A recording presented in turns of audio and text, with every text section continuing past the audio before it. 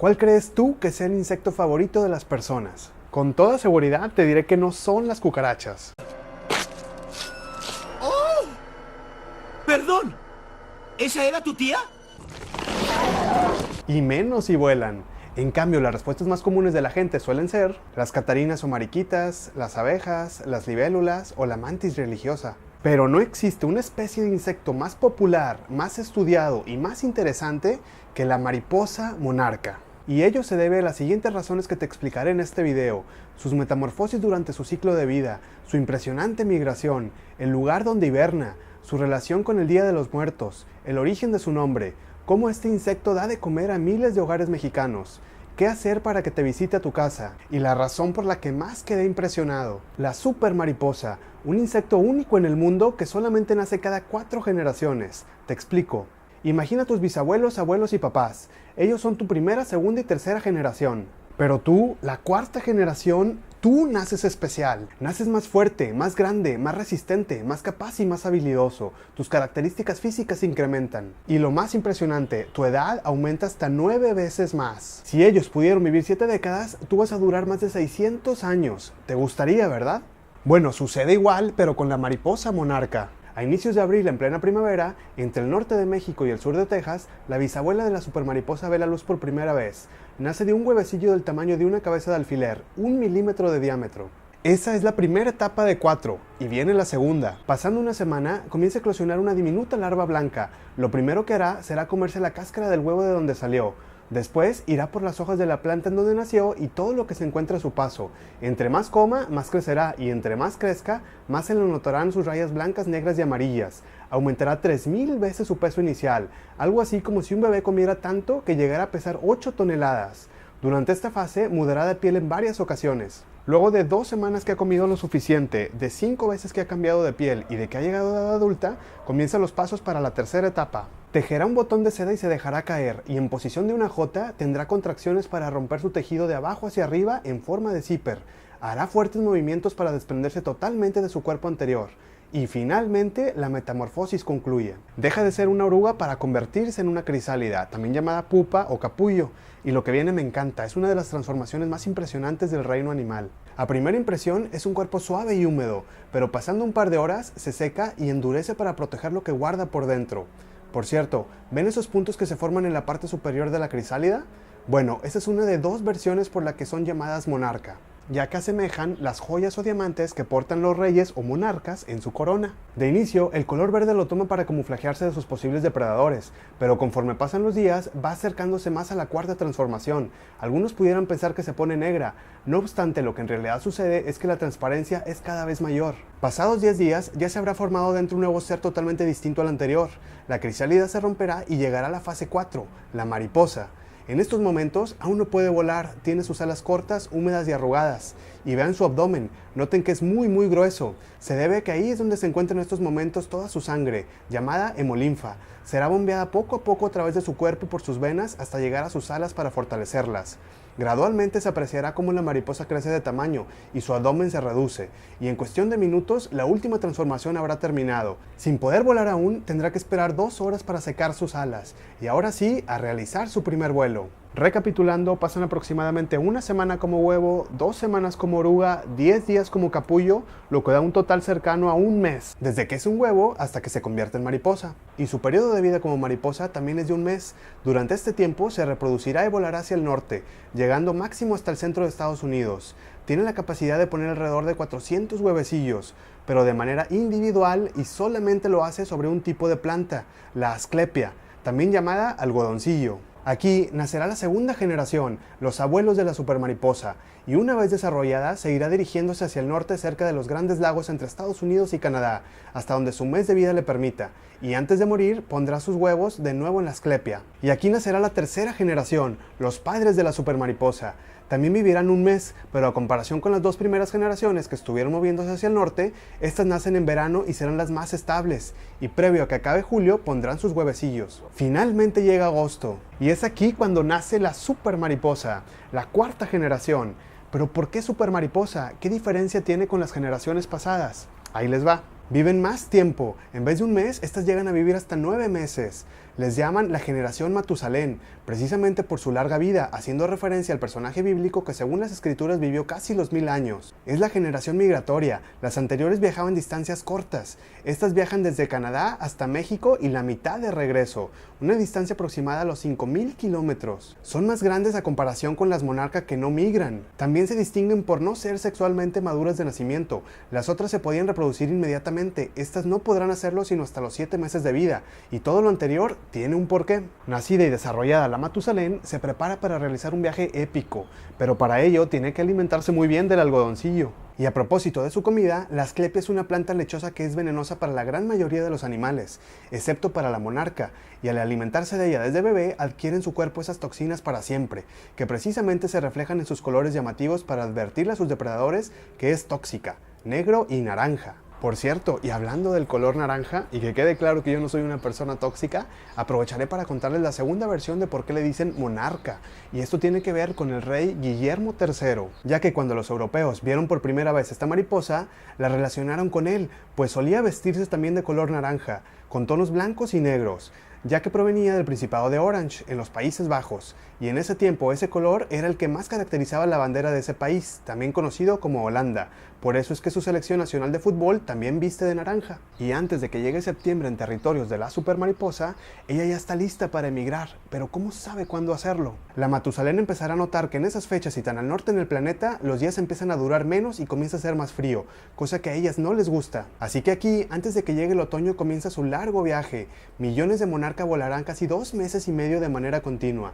Menos del 10% de mariposas lo harán en la costa del Pacífico, hasta San Francisco y Ensenada, y más del 90% restante lo harán en la costa contraria, desde el sureste de Canadá hasta el centro de México. Y a pesar de las inclemencias del clima, avanzarán en promedio la sorprendente cifra de 100 kilómetros diarios. ¿Te imaginas? Solo mide 10 centímetros y pesa medio gramo, lo equivalente a un clip de papel. Para nosotros sería imposible correr esas distancias día con día. Pero ellas son tan astutas que para ahorrar energía buscarán irse de ride. Y no necesariamente en un vehículo, aunque algunas tramposas sí lo hacen de esa manera. Su verdadera forma de irse de ride es con el viento. ¿Cómo es esto?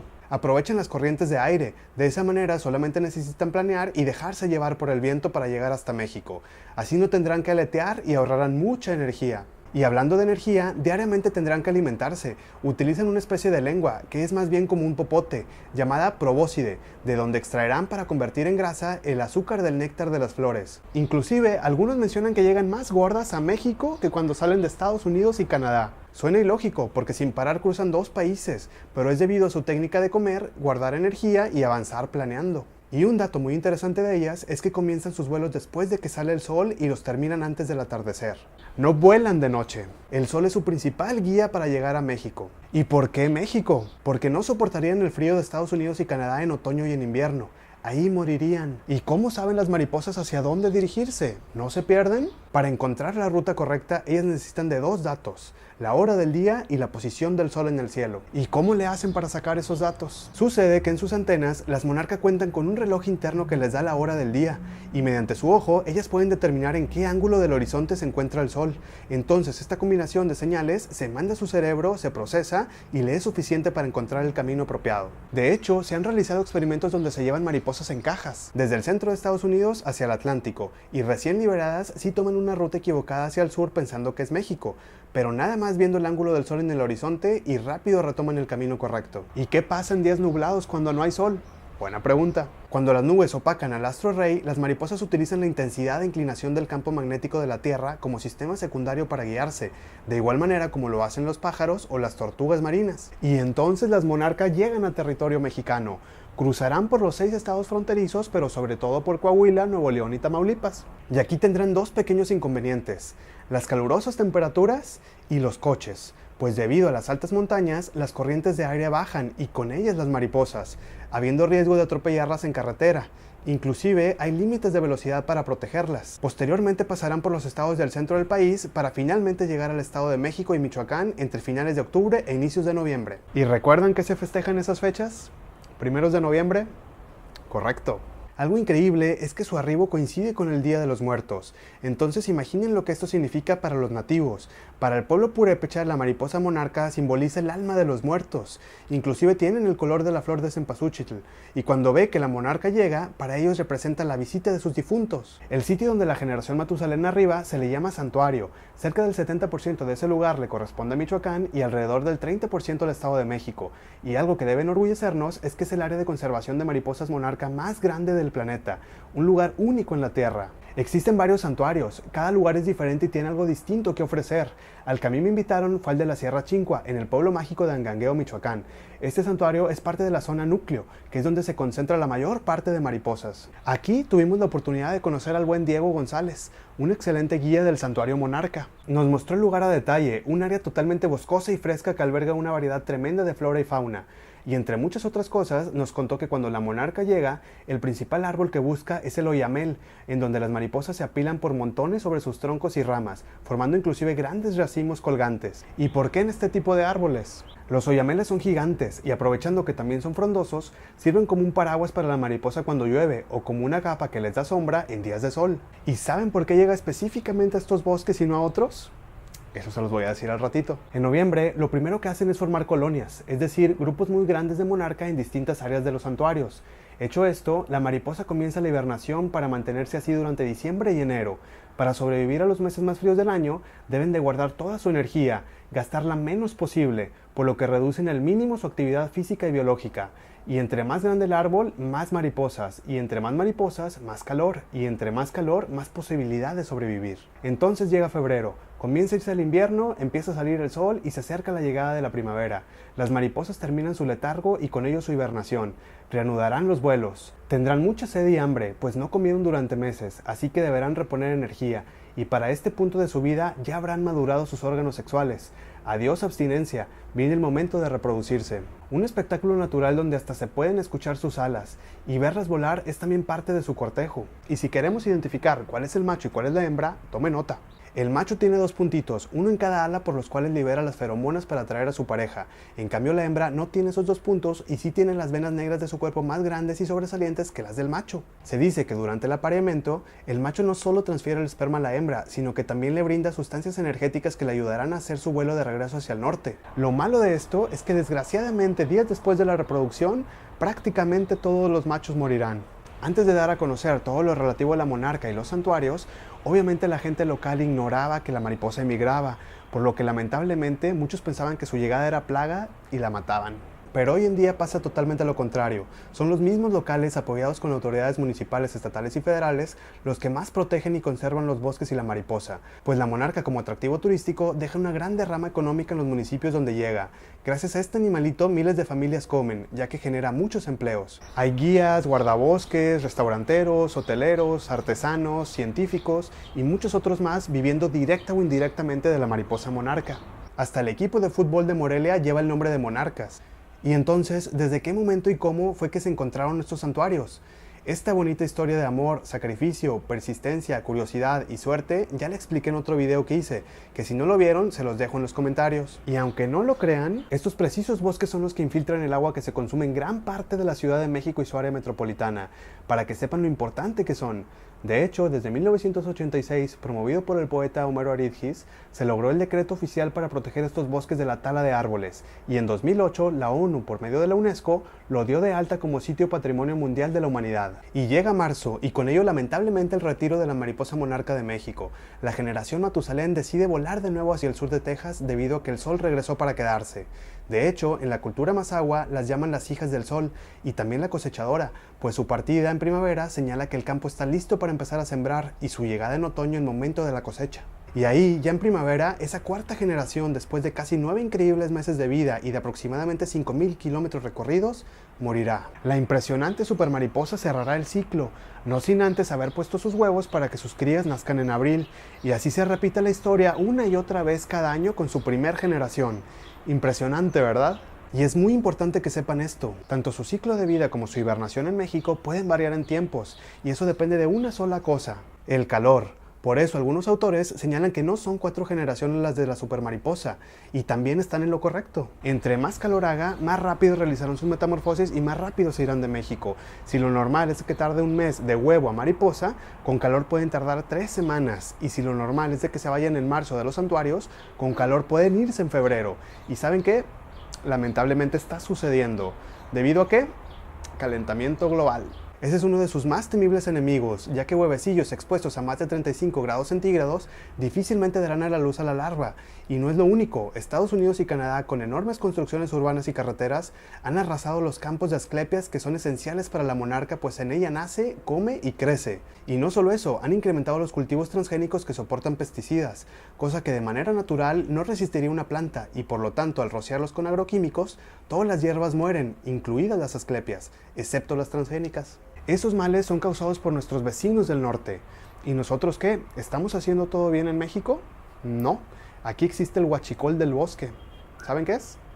La tala ilegal de árboles. A pesar de que no está permitido cortar árboles en los santuarios, hay personas que lamentablemente lo hacen a escondidas y en lugares muy remotos. La tala hormiga poco a poco afecta y mucho a la mariposa, pues sin árboles no tendría un lugar donde llegar, protegerse y pasar su hibernación. Y por esas 3 causas, en el 2013-2014 se registró la peor cantidad de mariposas en los santuarios. Prácticamente solo media hectárea de bosque ocupada por colonias de monarca, por lo que de manera urgente los 3 gobiernos se reunieron en ese año para solucionar el grave problema. Los vecinos del norte se comprometieron a reforestar la ruta por donde pasa la monarca, a reducir pesticidas y agroquímicos en sus cultivos, y México garantizar y mejorar la protección y conservación de sus bosques. Y gracias a estas acciones que se han estado haciendo los últimos años, y a los reportes de distintas organizaciones dedicadas a la protección y conservación de la mariposa monarca en México, hoy en día se tiene la excelente noticia que este año, la temporada 2018-2019, se registró un incremento de 144% con respecto al año anterior. Es decir, ahora hubo 6 hectáreas de bosque ocupadas y hasta una nueva colonia registrada cerca del Nevado de Toluca. Y ahora sí la pregunta que les debía: ¿por qué las monarcas llegan siempre al mismo lugar? Si ellas particularmente nunca han estado ahí, ¿cómo es posible que sepan que ese es su destino? Ahí ha estado su tatarabuela, pero ellas no. Tuvieron que pasar 4 generaciones para que sus descendientes volvieran. ¿Pero por qué a esos bosques y no otros? La respuesta es que no hay respuesta.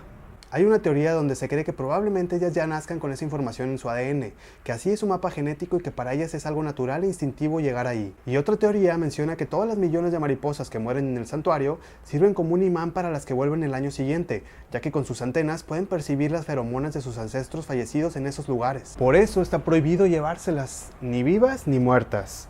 Y así como este misterio, existen muchos otros que la ciencia poco a poco va descubriendo. Mi objetivo con este video es que cuando vean una mariposa monarca recuerden todo lo que aquí les comenté y reflexionen sobre el ser vivo tan sorprendente que tienen frente a ustedes. Su especie no está en peligro de extinción, pero lo que sí está en riesgo es su fenómeno migratorio. Y después de haber visto este video, espero que ya la tengan en su top 3 de insectos favoritos, y que mínimo hayan aprendido una cosa nueva. Si de nada sirvió lo que les dije, ni me siguen por mis redes sociales. Que por cierto, el video pasado de Conociendo Pueblos Mágicos fue sobre Villa del Carbón en el Estado de México, y por Conociendo Patrimonios fue un documental similar a este, pero de la tortuga marina. Quiero dedicar este video a Gerardito, de Villaldama, Nuevo León, el pueblito donde crecí, que lamentablemente le diagnosticaron cáncer, pero le está echando todas las ganas para salir adelante. Mándenle sus buenos deseos y sus oraciones. Y a Oshin Saldívar, de precisamente Angangueo, Michoacán, que tuvo un duro accidente y contra todo pronóstico también está dando su máximo esfuerzo para volver a caminar. Igual envíenle sus buenas vibras o dedíquenle a ambos algunas palabras en los comentarios, ya que ellos siempre ven los videos y los leerán. Si van al Santuario Monarca, les dejo el contacto de Diego, guía certificado por la Sectur. Se sabe los nombres científicos de plantas y animales, da recorridos en inglés, es especialista en aves y domina todo Michoacán y el Estado de México. O si quieren un recorrido por el centro del pueblo mágico de Angangueo, conozcan sus atractivos turísticos en el otro video que hice y contacten al buen Abimael, que fue quien nos dio el recorrido. Ahí me hospedé en el Hotel Jardín Angangueo, con una excelente ubicación a media cuadra de la iglesia y plaza principal, y llegué ahí por medio de la agencia de viajes Aller, que tiene rutas a todos los destinos turísticos del país. Gracias a todos ellos y a los que me brindaron un cachito de su material para hacer posible este video. Soy Fer Quijano, el Estaco, la mascota alebrije de ambos proyectos, y los dejo con la gente que sigue apoyándome comprando las playeras de Pueblos Mágicos. Gracias, bye.